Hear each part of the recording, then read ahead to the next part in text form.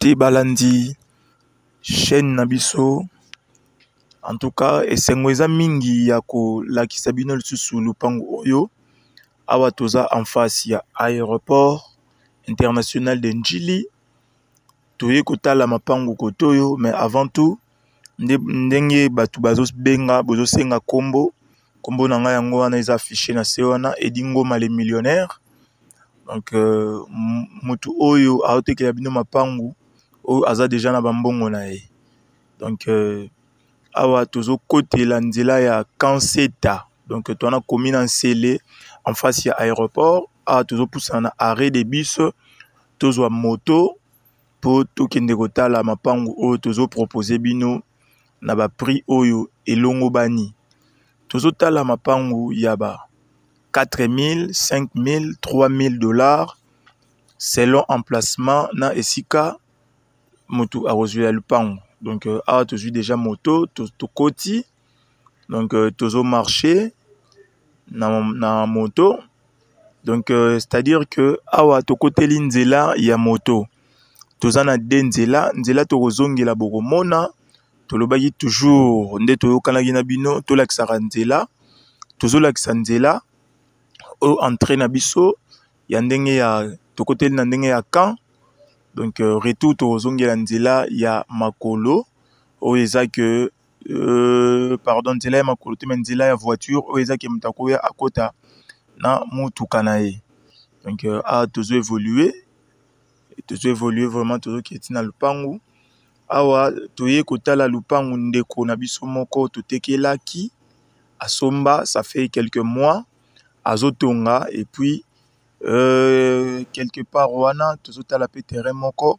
Mais avant tout nalingaki na signaler déjà ba fidèle client na biso balandina oyo ba bengaka biso toujours pour na kosomba mapango. Bon awa sko toromo koma bomoni ba mur clôturé bandi aveni ya munene siko bandi. Donc ba koto bozomo na mapangu ya ba 10 mètres sur 20 tozo banda yango na 4000 dollars. Na bandeli bien mapangu ya 10 mètres sur 20 4000 dollars selon emplacement, selon place oyo mutu a resepela kozwila yango. Donc awa déjà bozomona déjà bozomona déjà évolution avenue ndeko munene. Awa mituka ndenge eyelaka. Donc tozo continuer toza toujours du colo ya moto. Donc déjà nalingaki ko signaler bandeko que air ozolinga osomba lupangu tala environnement mais kobosana te ke na Kinshasa ba escroc ba komi ebele. Soko lingo somba lupangu c'est confié na agence oyo eza reconnu oyo non seulement bazo tia numéro mais bazo expliquer bino pe esika bureau na bango ezali.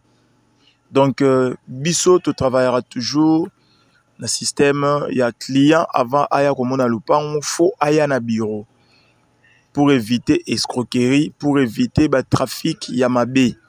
Pour Kinshasa makambo ezebele batu bazo lela mingi bazo benga biso.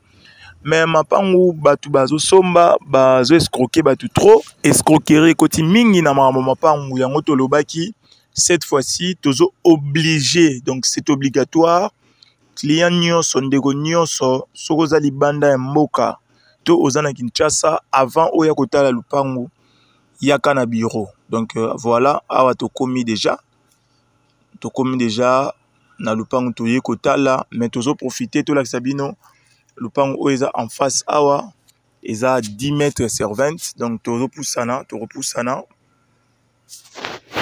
ouais nde to lobaki o nzela to zongela a tozana mpasa.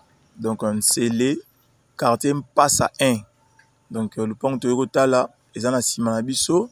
Voilà yango na chantier, il y a 2 chambres salon batiango 7500 dollars 10 mètres sur 20. Voilà ba kiti ba pesi biso mais tozama pressé tozana mapango bela kozwa. Voilà o nzela to laksa nzela to laksa bino chemin de retour courant déjà ekota mai ezali. Donc voilà nzela ndenge ezali et puis tozola ki salupango oyo tolobaki bosenga ki ba témoignage mais malheureusement tokuti muta témoignage te lupango yango yo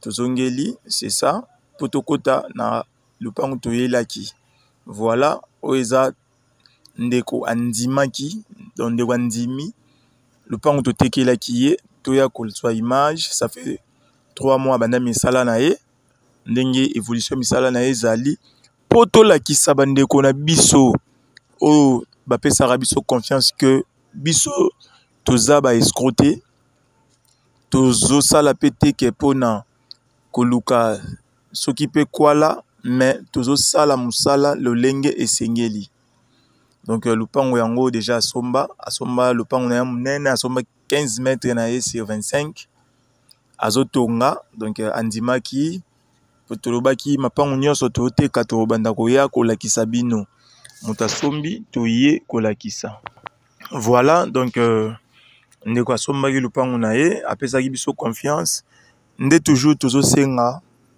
kosomba lupango kaka te po omoni ke eza na prix assez kowelela kotinda mbongo na Kinshasa te to kokende kosomba lupango te po omoni ke bakomeli yo lupango eza 2000 mapango mingi bazoteka na bamaluku na bantele na bakote mususu eza mapango ba problème ba chef coutumier mingi bazolia batu mbongo donc bakotekela lupango moko et pas 3 4 5 personnes après bakomi koluka ko compliqué ba document o document zanga donc bozala mayele voilà donc tozosala bino musala tozosala bino vraiment musala awa tozozonga tolakisa bino chemin de retour donc na quartier oyo tozwi temps ya kolakisa bino ko filmer mapangu te mais tolobaki tolakisa mingi quartier ndenge ezali et puis à partir ya quartier nde boko comprendre que